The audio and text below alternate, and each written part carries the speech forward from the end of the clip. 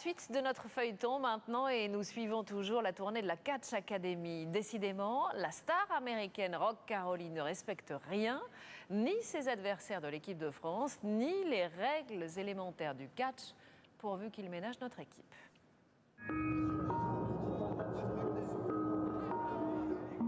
Par définition, une tournée, c'est la répétition d'un spectacle et donc pour l'équipe de France de catch, la multiplication des ennuis.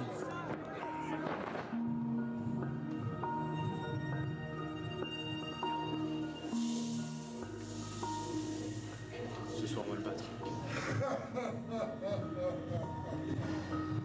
Good look.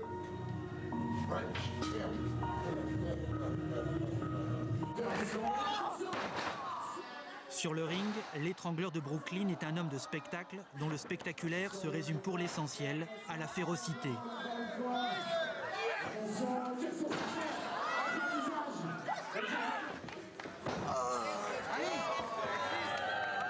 L'air de rien, est-ce qu'il fait aussi mal que ça en a l'air?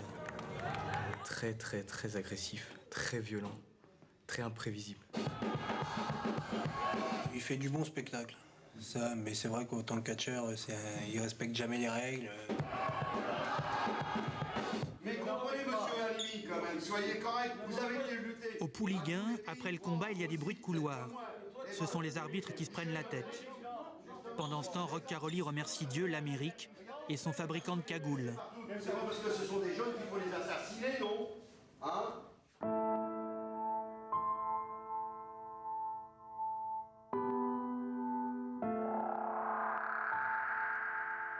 Le catch est ainsi fait qu'il mélange le sport et le spectacle, le futile et l'agréable. Il y a le vocabulaire un peu kitsch du catch, la descente de coude ou la descente de cuisse, la prise de la corde à linge et celle de la pierre tombale. Il y a les catcheurs qui jouent aux bons et aux méchants, comme ils jouaient gamins aux cow-boys et aux Indiens. Il y a autour du ring le public, qui croit au catch comme on croit au Père Noël ou au conte de fées, parce que ça ne peut pas faire de mal.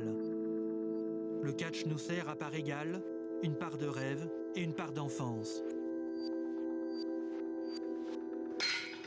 Alors maintenant, on va monter les frigos, on va aller tout au fond. 1h du matin. What's your name? You too.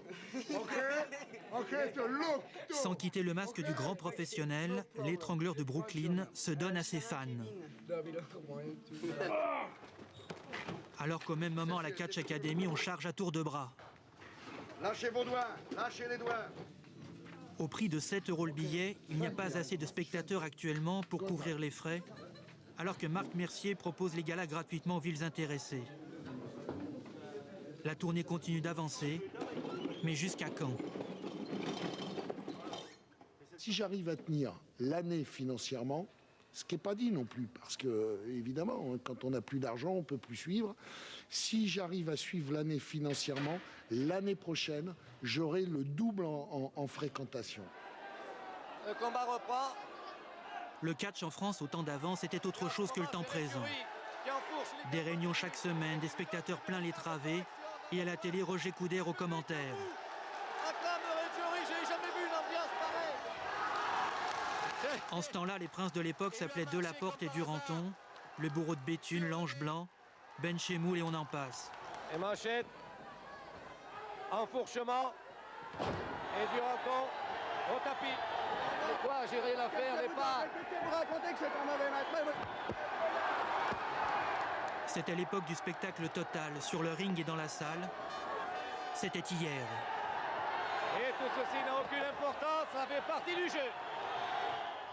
C'est fini les superstars en France, catcheurs, superstars qui arrivent en avion avec des chauffeurs, des belles voitures, tout ça c'est terminé, il faut se le dire. On recommence tout de A à Z, donc on travaille un peu comme un cirque en fin de compte.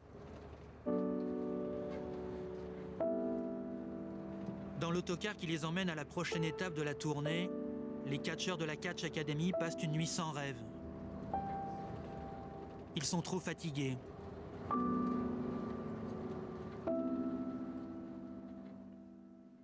Catch Academy, un feuilleton signé Christophe Duchiron, Frédéric Basile, Michel Christian, Stéphane Nervest, Isabelle Tartakovsky. Suite et fin, bien sûr, demain.